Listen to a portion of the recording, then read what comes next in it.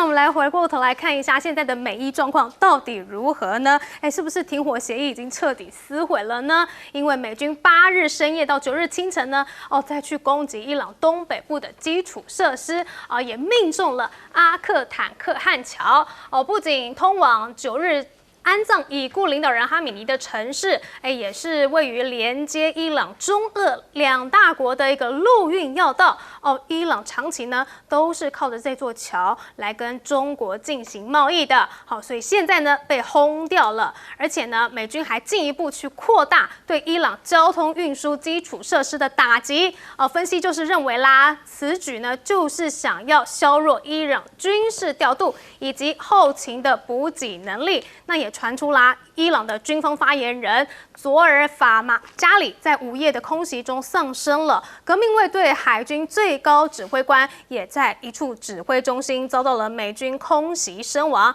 还有伊朗的宗教人士也在近期的空袭中身亡。不过这些传闻呢，伊朗官方都没有证实，而伊朗当然也没有忍住，也马上发布了说他们要报复。好，那革命卫队就称呢，说使用了10枚的弹道导弹打击美方在西亚的指挥控制中心，以及位于约旦、阿兹拉克的空军基地。好，但是美伊双方这样子打来打去，到底是对谈判方面有没有真的推进呢？好像是没有而且现在川普好像陷入了一个困境，要打也不是，不打也不是。我们来看到呢，现在呢，《纽约时报》就指出了说，川普政府似乎没有一个新的 C 计划，反而呢是陷入了一个战略僵局。如今呢又再次回到今年4月面对的同一个困境，那就是他们的军事力量根本就无法迫使伊朗让步，而且在许多的伊朗人眼中呢，任何的外交协议都只是在争取喘息时间的工具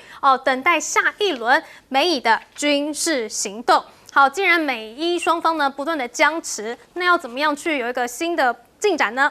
难道就是来搞暗杀了吗？好，来看到CNN 就引述多名的知情人士披露，说以色列本周向美国分享了一个最新情报，警告说伊朗已经制定了一项针对川普的具体暗杀计划。以色列此次提供的呢是一项全新的，而且涉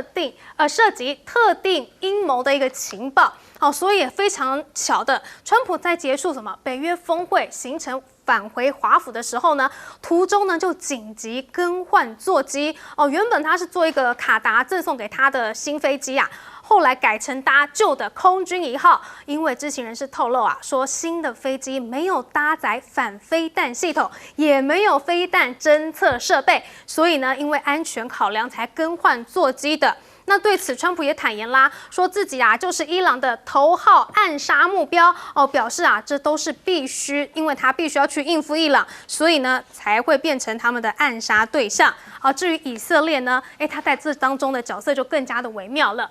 因为呢，就在川普透露伊朗的暗杀计划不久之后以色列的总理办公室就公布了纳坦雅胡跟川普通话的消息，2个人都同意要继续推进两国的协调，而川普也向纳坦雅胡通报美国近期在波斯湾地区的行动状况。所以这个暗杀阴谋有没有可能就是以色列放的呢？好，另外来看到北约的状况，北约在这起事件中是不是也闹得跟美国不愉快，跟中国也不愉快呢？我们来看一下毛宁呢是怎么样去批评北约的。会是区域性防御性联盟，具有明确的职责范围和地理界限，不要总是拿中国说事儿。中国始终是世界的和平力量，从未威胁任何国家，更不会对欧洲大西洋地区的安全构成挑战。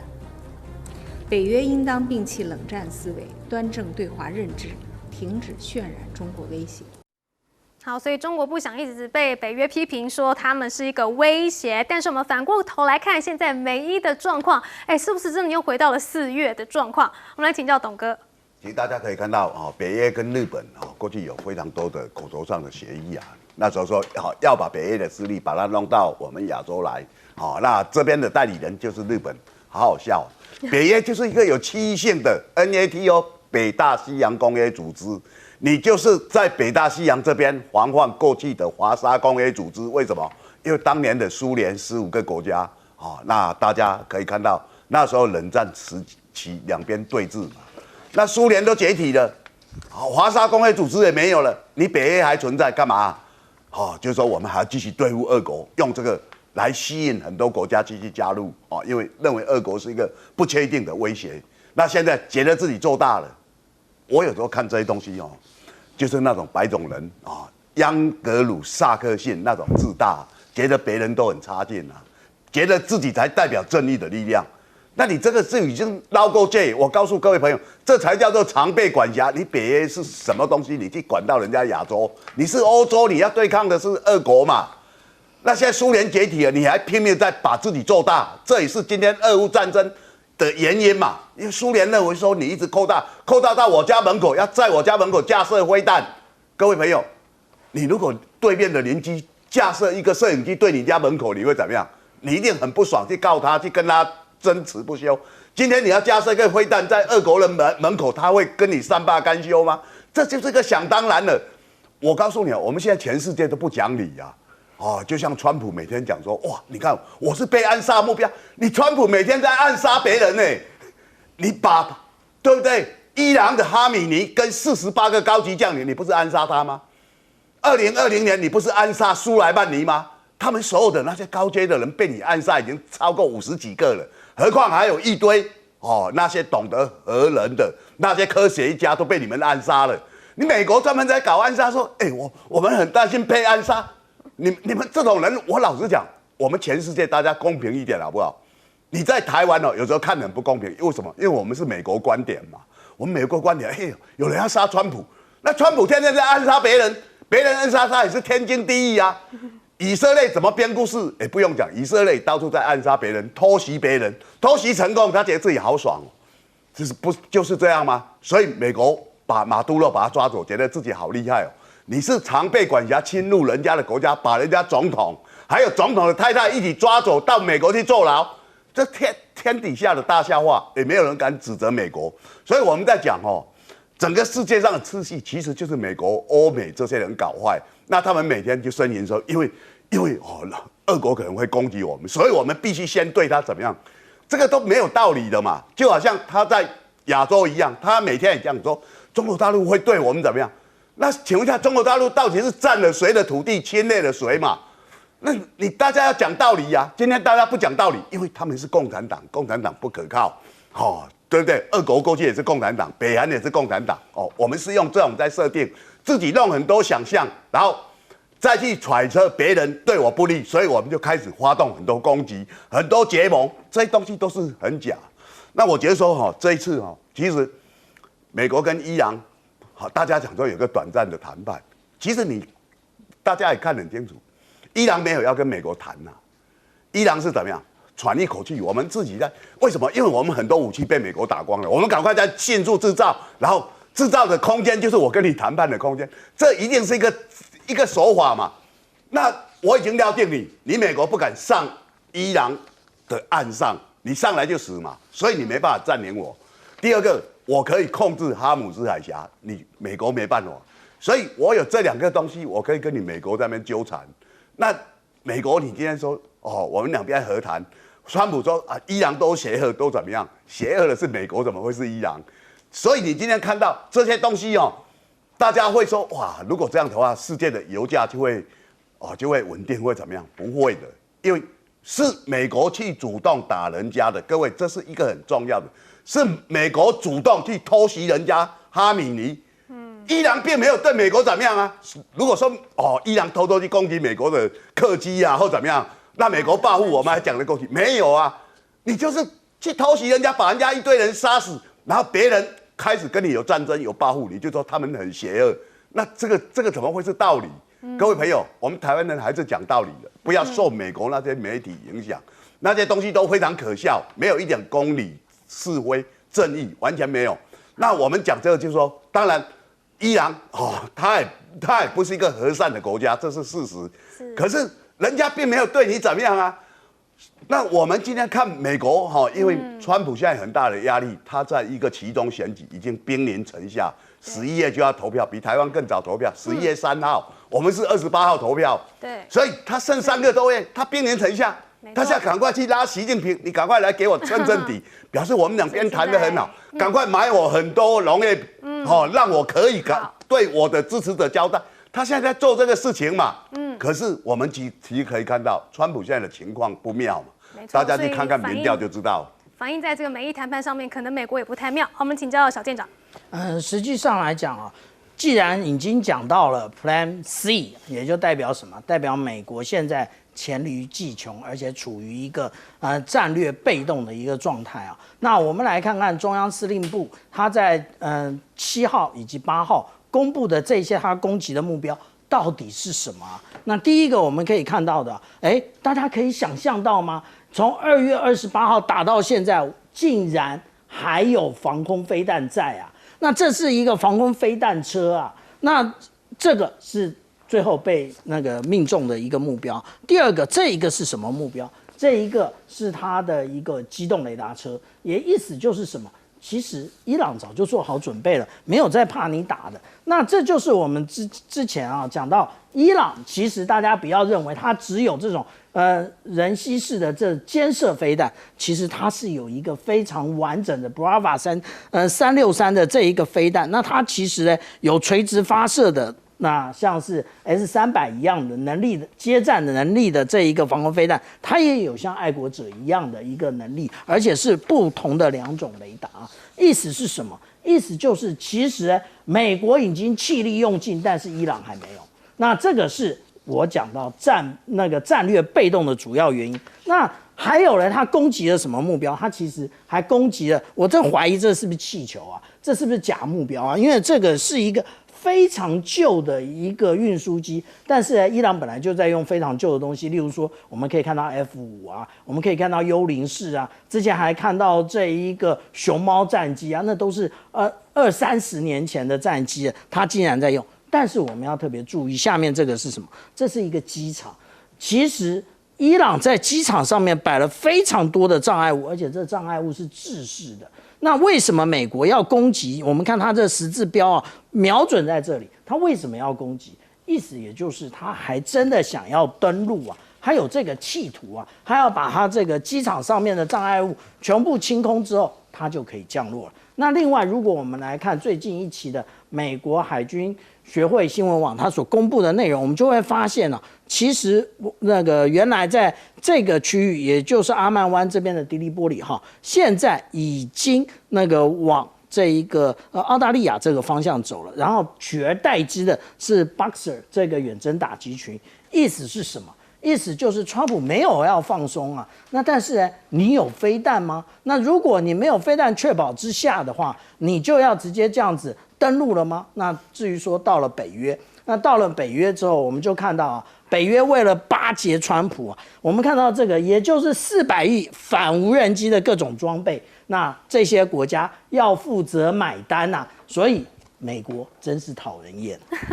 好，所以现在这个美伊的战事要怎么样继续下去，或者是要怎么样去有一个好的这个终结呢？我们来请教刘教授。对，那美国跟伊朗，你说谈判跟战争啊，你看到起起伏伏，其实我们可以有3种不同的看法啊。第一个呢，你看，其实每个在过程中间，常常就是伊朗忽然攻击荷姆兹海峡，然后美国又反击，攻击反击，然后忽然又叫停了啊，然后开始谈判。那谈到周末的时候呢，又开始攻击反击，然后谈判。所以攻击反击这是一个循环，攻击反击循环，谈判攻击反击循环。那目的呢，可能当做这是一个谈判的一个筹码啊，这每一次一攻击，想要累积一点可以谈判的一个本钱，这是一种看法。那另外一种看法呢？那你就是谈判跟作战呢是平行线双行的啊。那么有些人主张他打归打，那打归打呢，打归打，但是我们在这谈判还是继续努力在谈啊。你看这平行线。然后第3种讲法就是，那你真的想谈到中间，忽然整个情况失控了。就像上个礼拜，我们就发现，从这个哈梅尼的这个丧礼，然后忽然变成攻击荷姆兹海峡，让美国一下子说现在停了。那么，在美国真的准备要大型攻击的时候，根据我们看到很多内幕的这个决策的过程啊，他真的要攻击，然后忽然硬生生的说好，那再拉回来再谈一下看看。那我们刚刚讲说，你可能没有招啦，可能没有想，就是讲是第三种，你走着走着忽然蹦到一个情况有点失控了啊，你怎么拿回来？因为以前呢，如果说照前面第一种呢，这种循环的啊，我打一打，然后谈一谈，然后又回来，然后又到打一打，那你都是打在海边的，就是岸边的攻击。那这一次你有没有发现，美国攻击的，比如说伊朗到中国大陆公路，它攻击一个桥梁，对吧？刚刚我们的新闻提要也讲到，那个时候是非常重要的一个桥梁。啊，他攻击的目标呢是有升高以后，那你怎么办啊？那你现在川普就比较没有招了，那没有招，就在这个时候呢，以色列出来了，以色列就刚才讲说，你小心人家要暗杀你啊，所以美国才讲说，以色列讲说，伊朗可能要暗杀川普呢，其实目的说你就不要谈了，你谈什么呢？谈人家要暗杀你啊。以色列跟美国的关系现在有一点点微妙，微妙在什么地方呢？因为刚刚我们谈到北约呢，川普到北约去，川普非常重视跟土耳其的关系。那土耳其的关系，川普就说我可能卖土耳其 F-35最新的战机，然后纳坦雅胡就讲了，我反对啊。纳坦雅胡是反对，他说这样子中东的权力平衡会改变，我反对。那以色列反对美国卖先进的战机给土耳其，那如果美国还是说我不行，我一定要拉着土耳其巩固北约，那请问美国用什么东西去补偿以色列？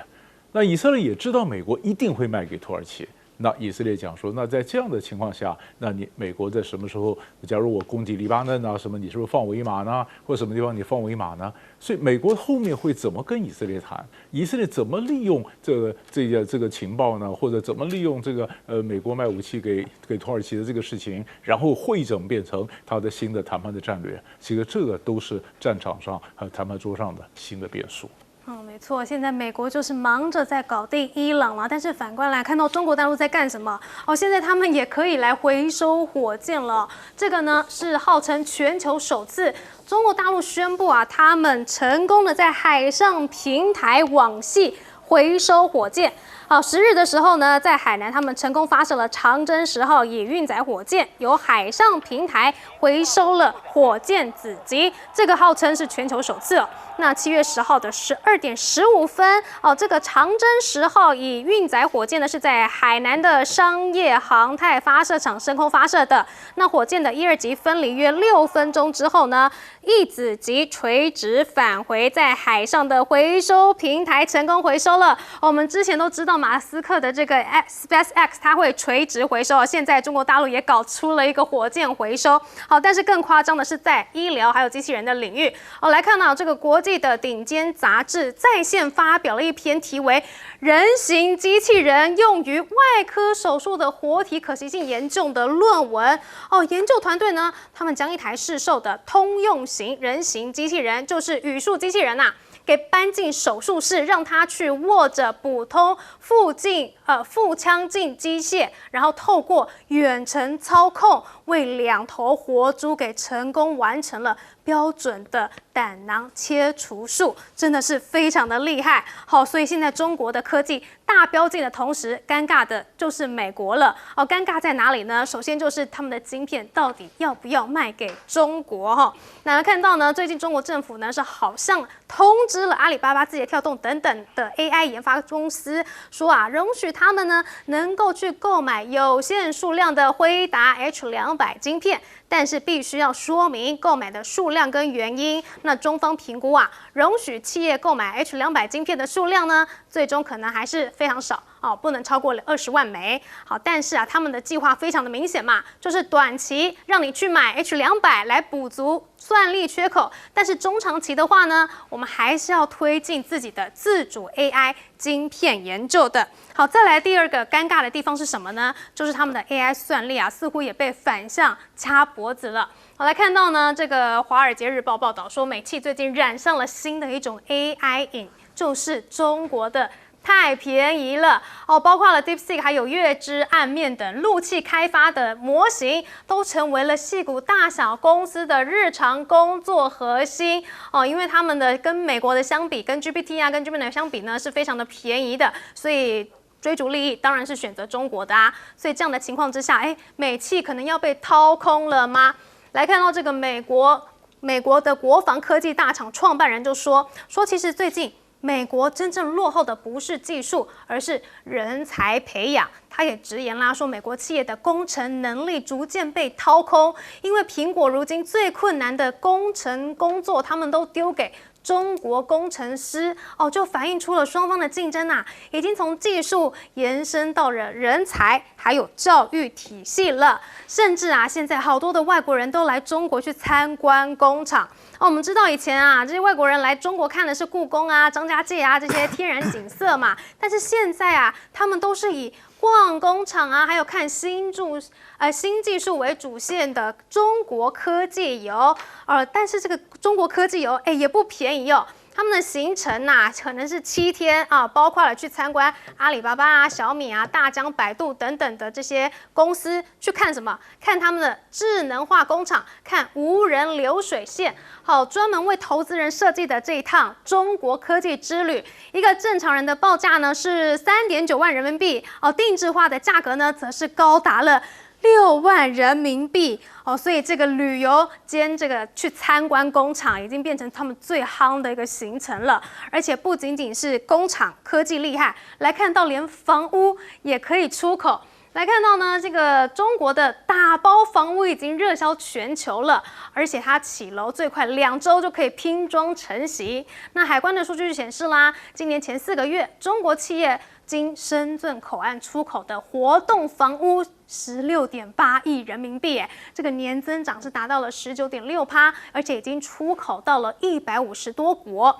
好，那就有英国的客商表示啦，说他们采购了中国制造的模块化养老住宅63个模块就从中国的工厂给运发抵达英国的口岸之后呢，2周就完成了现场的吊装。那么巴布亚纽几内亚的客商也是说84个从中国出发的巨型快艇漂洋过海1个多月，落地就变成一个功能齐全的酒店了。所以中国的这个房屋竟然也可以出口。再来科技方面呢，也是进展得非常的厉害。这样听起来，难道全球的产业要来大洗牌了吗？我们先来请教董哥。像这种房屋，它的观念其实很简单，就是一个组装我所有东西都帮你做好。所以中国大陆有非常多很大的工程比如说在海上盖桥梁或什么，它其实组装速度非常快。它在做的时候，并不是在原地做，而是它做了这些元件以后，把它载到现场当场组装。那我们刚刚提到了，像这种房屋其实在很多国家非常需要。有时候可能一个乡村或一个城镇，它被大洪水冲走了，它马上迅速恢复就好像我们慈济在盖很多这种房屋一样。所以这个其实非常需要，在全世界很多国家，它其实是有很大的一个市场。那我们今天看到就在这一波全世界的科技在大喷飞，当然由 AI 领头 ，AI 代表是一个头脑，它会思考。所以你今天看到中国大陆的机器人刚刚提到的这些机器人，高科技这些上面，现在全世界前3大的机器人的厂商，第一家叫智研，第2家叫宇树就是大家刚刚看到的宇树，第3家叫优必显，这3家都是中国大陆的前3名就是它。那智研跟宇树占全世界所有机器人因为有些机器人已经在市场已经在服务了，占1半以上大概快60%了，就这2家而已。所以我们在台湾有时候看到的信息不是很真实就是譬如讲，我们都知道全世界台湾都在炒作无人机，全世界无人机有70%是中国一家公司，中国大陆一家公司叫大疆制造的，一家公司就占了全世界70%以上了，你就知道谁比较厉害。乌克兰战场里面的飞机很多是中国大陆，有的商业改装的或怎么样，或者它的零件，你知道无人机里面很多东西是很重要的，譬如说电池是非常重要的，它的镜头是非常重要，那些全部是大陆来的。我讲的是乌克兰不是俄国，所以你可以看到我们在不知不觉期周遭很多科技都在影响我们，那我们不知道。好，那现在全世界由 AI 在领头，由黄仁勋在领头，它里面其实代表非常多的产业，这个产业里面包括机器人我们台积电的老板很不屑的，中国那机器人跳来跳去，好看头而已。这种自傲其实是不值得啦。我老实讲，因为很多东西在进步，它开始你可能看到只是这些，但是你刚刚看到了宇树他现在他可以去就手术房可以做这些东西，这个已经我们过去几年在看到，就是达文西手背他其实比医生还准，因为医生你手会抖动，他是不会抖动的他把它定下来，他是100%，没错，我电脑设定哪里，我开的就是不会有错误，这个就那医生开1万个还是有几个会有错误，各位朋友你要想想看，这是一个科技的进步，对，那机器人他把所有东西都把它植入脑袋里面，他自己思考 AI， 所以他很多东西很精准，这是非常那这精准其实对全世界的科技，它的震撼性其实是非常强的，绝对不是我们用很不屑的手眼，然后去讲它，为什么？它一直在进步，一直在进步，而且这个进步是日新月异，一飞千里。好，所以把这个东西拿来看的话，不要低估别人啊。好，我们休息一下，广告中马上回来。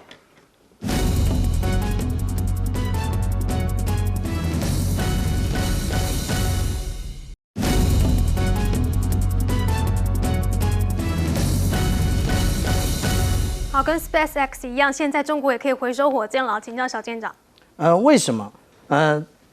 大家会说这个是全球首次运载火箭网系回收了，因为我们仔细如果看刚刚的那一个画面的话，我们会发现它其实不是只是直接的透过网子降落在这个平台上，它中间还有一个圆圈，它必须要能够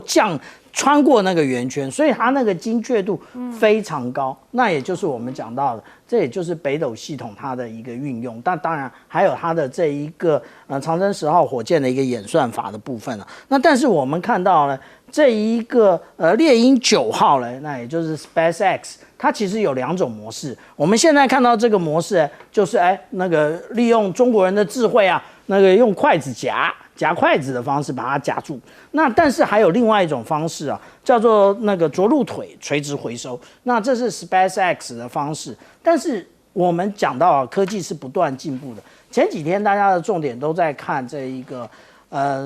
这个巨浪飞弹到底是怎么飞。但是中国大陆现在的科技除了这之外，他们现在在研发什么？他们其实现在在研发如何的使用电磁弹射把这个火箭呢直接送上去，也就是而且它在哪里呢？它要放在青藏高原上面那这个不是很久以前的新闻，这是7月1号的南华早报的报道。那这一个报道它不是无的放矢的，实际上来讲，连这个模型都有了。这个模型呢，也就是未来弹射的部分。不过有一个重点，我们在这边看到了什么？这里看到了歼36的6代机，是不是未来也可以在路上这样弹射？我们大家拭目以待。好，我们休息一下，广告马上回来。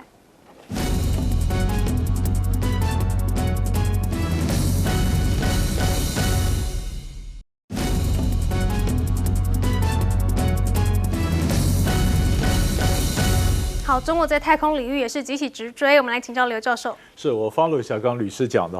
我们看到这个科技最重要的意义是什么？它们突破了低成本进入太空产业的瓶颈。因为你看火箭可以回收的话，你把火箭发射到太空就省很多钱，而且现在大陆要发射多少呢？刚刚讲国网和千帆是26000颗，26000颗卫星，2万颗卫星，那你这样子一来，这当然对于整个太空的产业就有很大的帮助，所以它有民用的功能，它有军用的功能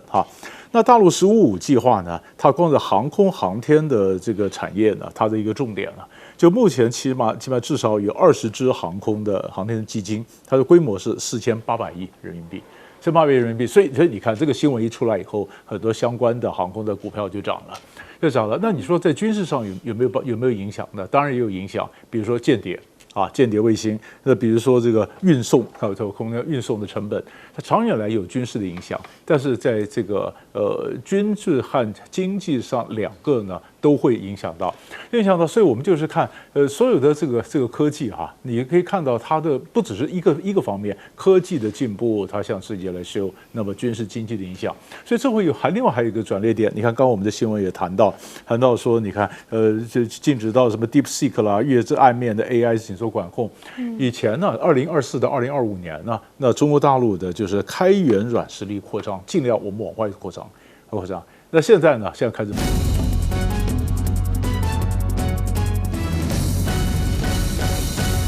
欢迎持续锁定听新闻大白话，我是黄并成。首先来为您介绍这一节国际话题的来宾，第一位是资深媒体人董志森，大家好，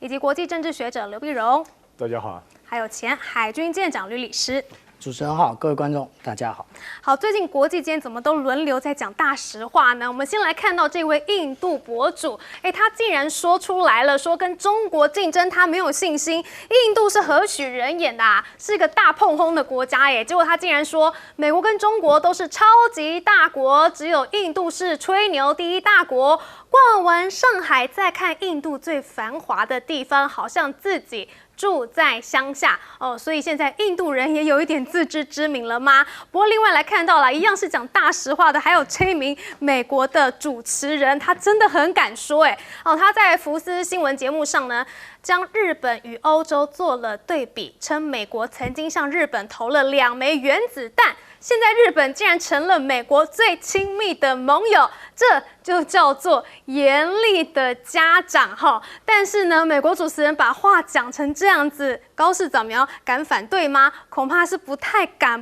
得罪川普啦。另外，我们来看到了台日关系之间呢，好像也是一样，遇到了事情，我们也不太敢讲。就是日本的朝日新闻它播出了一个新闻节目就是在介绍说，暑假的时候呢，日本人热门的海外旅游地点排行榜有谁呢？有韩国啊、美国、泰国、新加坡但是呢，第4名的台湾在旁边就故意不放国旗所以呢，日本网友就热议说这是不是电视台顾忌中国，所以就刻意的避开台湾国旗呢？好，但是顾忌中国又要跟台湾来联手进行演习吗？这个是日本的前国安官员，他呼吁在台湾和日本一样都面临了中国灰色地带的威胁，所以呢，台日的海巡单位最好是共同演训这个是一个很好的因应方式，这个我也非常的赞同啦，叫日本的海巡署不要再来抓台湾的渔船了，你们一起去演训吧。好，但是在一起演训之前呢，我们的这个先邀请了西方的反华议员来金门，来金门看看。我们来看看，这个是被中国视为反华组织的对华政策跨国议会联盟 IPAC， 他们7日呢组团访台，那9日就突然宣布有来自全球4大洲的6国会议员一起呢登上这个金门的海巡舰，来看看这个中国的灰色地带袭扰状况有多严重。好，所以呢，我们的海巡署也在出来说啦，说我们8日真的很严重你看增获了4艘的中国大陆海警船分2组航向金门南方限制水域，在巡防艇进破监控及持续广播驱离之下呢，这个4艘的中国大陆海警船才航出金门限制水域。那我们全程呢都在我们的海巡掌握之中。但是我们再看一下这张照片带着这个西方的国会议员一起来登舰打卡拍照，好像有点像是摆拍1日游这样的举动会不会激怒对岸尤其是我们民众其实真的是很不希望激怒对岸一触即发，我们不想打仗所以呢，两岸人民想要的是什么？是交流。我们来看看这个张雪机车2026年世界超级摩托车锦标赛当中拿下赛季第6冠的张雪机车董事长，他接受专访的时候就说啦，我非常想要在台湾开店，而且最晚不超过明年，现在也正在对接咯。还说开幕的时候我一定要亲自到场但是不晓得他能够来到台湾那另外来看到这一位这个陈土豆小姐，你认识她吗？最近她是在台湾爆红因为她是一名中国的搞笑网红，她的表情非常的夸张表演也很无厘头，还有带一点荒谬感。那她最近又出了一首歌成为代表作。那她6月的时候呢，也应邀来到台湾参加音乐季，甚至还举办起了台北的粉丝见面会，这个场面是非常的热闹但是台湾的舆论原本说这名陈土豆是不是应该得两岸和平奖，渐渐的都转为说这是不是个统战呢？好，这样子的舆论一转就让人家怀疑说，凡是来中国来的流量就是统战红过台海的东西就是渗透是不是？台湾人喜欢上什么中国产地的网红或商品，就会被认为是认知作战成功呢？好，但是其实陈土豆的风格，我是感觉不出什么统战啦，我觉得他是有一点聒噪啦，哎，结果因为是中国嘛，所以只要任何的接触都是统战。好，那我们回过头来看，哎，日本的电视台也有在尊重我们台湾吗？我们来请教董哥。其实大家可以看到，像亚洲就是日本跟台湾它一直在拉拢周遭的国家。那当然日本前面去拉了印度，那时候跟茂迪总理高市早苗讲，你看这是我哥哥啊，他刚刚称赞我漂亮的妹妹啊。印度的外交部说这是假的，我们只称她这是妹妹，没有称她漂亮的这是这2天我们讨论漂亮的妹妹讨论那么久，原来没有漂亮你知道这2天澳洲发生一件事情这件事情就是澳洲同意日本的一个哈密瓜，这个哈密瓜在叫静冈的哈密瓜非常有名，1颗大概200块的澳币那他们澳洲已经同意日本可以进来了。高市早苗送给艾班尼斯总理1颗这总理他到节目上，他把它比成2颗，还比胸部的位置，你知道吗？这是一个很大的侮辱很不雅。我们很不雅那当然大家可以看到，高市早苗现在在各地在扮演。你看他看到川普像小鸟依人去挽着人家呢，他解释说你有些东西会不会很过火但是他很需要各国，包括小马可仕，包括哪一个国家都在拉拢他的情况让人家觉得说日本有必要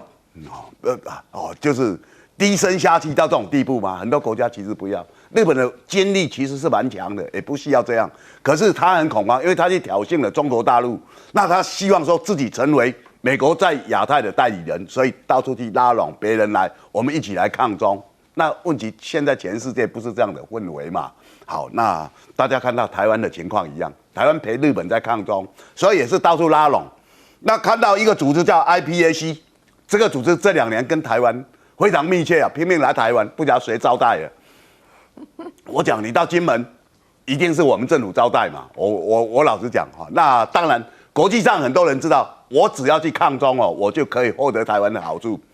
对不对？捷克就是这种国家，立陶宛就是这种国家了。大家看到对不对？所以我只要去抗中，台湾政府就会给我好处。然后为什么？因为他需要我去骗台湾的老百姓说，你看国际上多么挺我们。那立陶宛为什么不跟台湾、跟中华民国建交呢？捷克为什么不建交呢？就拿到好处了。现在发现说情况有些不对，所以我们常看到这样的新闻，就台湾的代表处好像被改名为台北代表处了，又要降阶了。那你看到这种，就是台湾跟日本这一点其实是蛮像的。那我觉得说，当然大家也知道，在金门两岸这边的海域其实是没有太多的风险，但是我们的海巡每天就去，我们气候了多少什么，那都是讲假的。我是金门人我常在码头这边会看到我们的船跟人家的吨位差太多了，不要再讲大话了啦。我讲，我们不去挑衅就不错了啦。那其实这几年来发生了非常多的事，包括澎湖的船长在这边业界捕鱼被人家抓去了，包括我们的职业军人在这边钓鱼钓到中国大陆也被人家抓去了，我们的政府都无法可施啊。最后是靠金门的陈玉珍立委就跟对方就是周旋交涉然后把人都弄回来。你们这些在吹牛这些东西都没有真实的作用啦。两岸很多东西因为你很紧张就会发生一些事。那我们既然台湾自己觉得自己没有利，所以我们到处找外国人比如说IPAC 我们就找来你看各国支持台湾的反华联盟就来这里。这些反华联盟，你为什么不在你们的国家，在你们的国会要求你们的政府跟中华人民共和国断交跟中华民国建交你们现在干嘛？在拿台湾的好处，在讲台湾的好话，这种人一堆加拿大去年有一个议员，他们有非常多议员，都拿等于说台湾这边的好处来台湾玩，然后接受招待，被公布嘛。大家记得我们节目会讲过大家我讲现在全世界很多人知道，你只要在公开场合歌颂台湾，讲台湾去抗中，说你要去抗中，台湾就会给你好处，这是什么概念？我们台湾这么有钱吗？我们台湾很多弱势人需要照顾但是我们政府在玩这一套，为什么？因为我们在骗台湾老百姓。我们现在台湾在全世界获得多少的支持，多少好处？民进党执政10年多了，请问我们有加入任何一个国际组织吗？没有，零。马英九时代有一堆，民进党一上任，通通搞光了。世界卫生大会，联合国世界峰会，我们都派我们的那个环境部的部长去参加，他叫魏国燕他还参加部长啊，我们也参加了国际民航组织，那时候我们的民航局长叫沈启都参加了。民进党实在10年都没有啊，每天讲大话，对不对？他比印度这个老实人还不如啊！原来我们是自己在吹牛，我们跟索马利亚一个叛军叫做索马利兰，他们占领了几个省，自称叫索马利兰，我们就跟他互设办事处，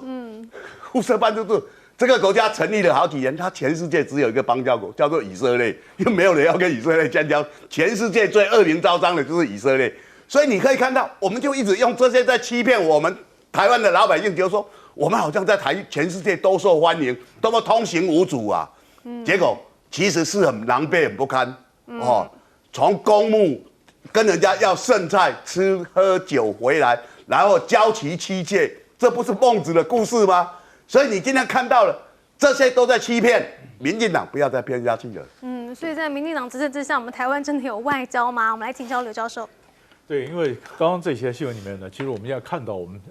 大家碰到，比如日本我就看到那个新闻就非常有意思就日本的这个国安的这个官员说，台湾日本面临这个中国灰色地带的威胁，那么是不是可以共同演训，是个很好的方式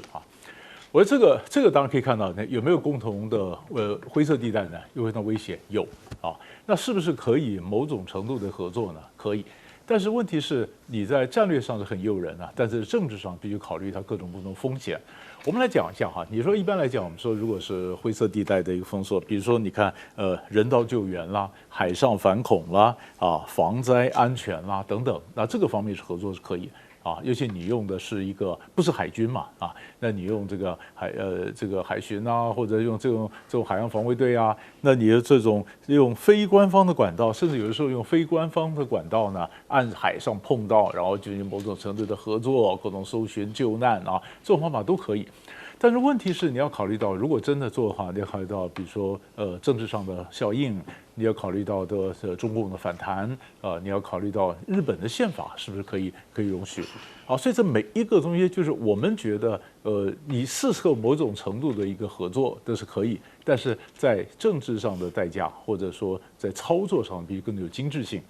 那还有呢？你像如果一合作的话，那我们跟日本在钓鱼台的问题，那日本是不是要稍微解决一下，对不对？那你跟我们合作，我们演训，那碰到我们的主权问题，那台湾政府是个什么态度？所以这个都是我们要想，就是日本是个退休官员，像我就发现很多不管是退休官员啦，或者国会议员啦，来台湾虽然讲一些这个话，讲东讲西，有些也许给我们参考价值，有些就像刚刚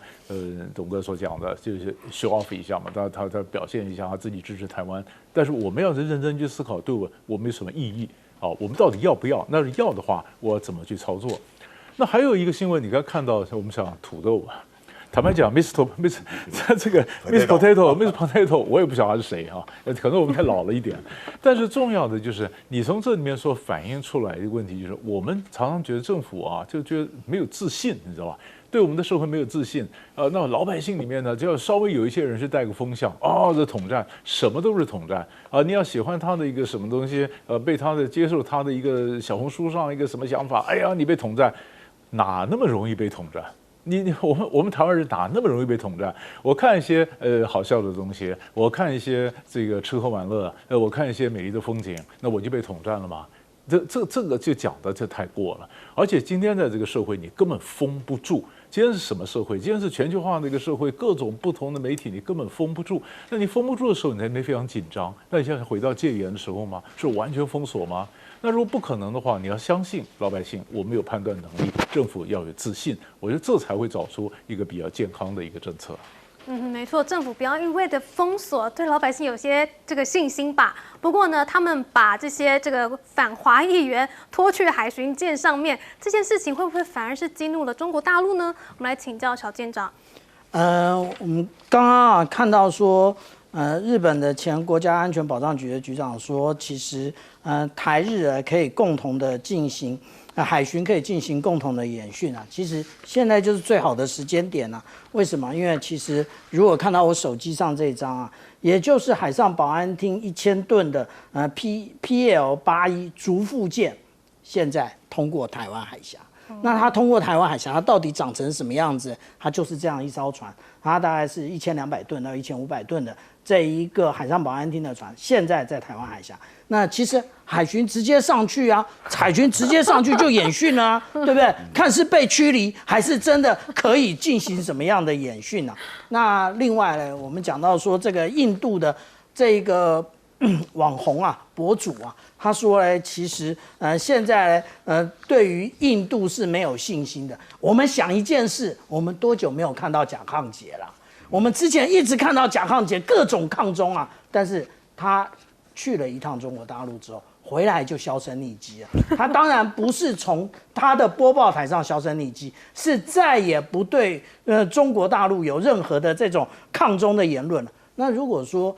大家认为说啊，那只是少数人，例如说这个印度人啊，或者甲亢姐的话，那如果你认为这是少数人的看法的话，其实那就是 YouTube 看的不够多啊。你如果到 YouTube 去看啊，美国、德国、英国啊，甚至还有爱尔兰的非常多的现在这些 YouTuber， 他们到了中国大陆，因为中国大陆对这些国家通通开放免签。那他们到了这些国家，他们还真的不一定是去这些北上广深这些大城市，他们跑到了贵州一个从来没听过的一个小镇，然后他们去，然后跟当地的人民很愉快的在一起，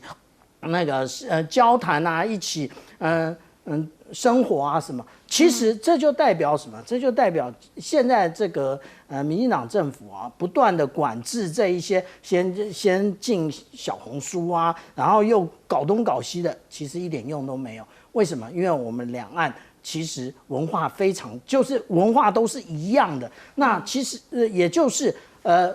比较没有这一个门槛，那直接可以直接就可以进行交流了。那例如说，我举个例子来讲，还记得吗？在2-3年前啊，大家最流行的是什么？不是就是这个不是就是这个科目3吗？还记得吗？科目3真的。那为什么我们的这一些中学、小学大家都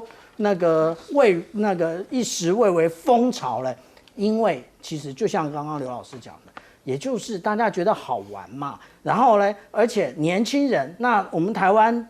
有很多的节目啊，你是不是可以推出一些舞步呢？那例如说，我再举个例子啊，也就是最近啊，中国大陆这个无论是 B 站或者是我们台湾部分的这个 YouTube 也可以看得到啊，也就是最红的是什么？最红的是这个啊，最红的也就是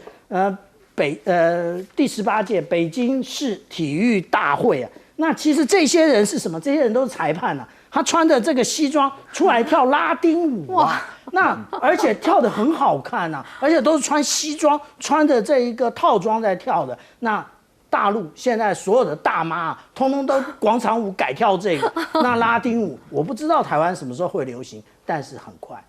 所以中国大陆的这种文化真的是他来到台湾不是因为想要统战啊，也有可能是真的是太有趣了，人民呢就自发性的去模仿去学习了。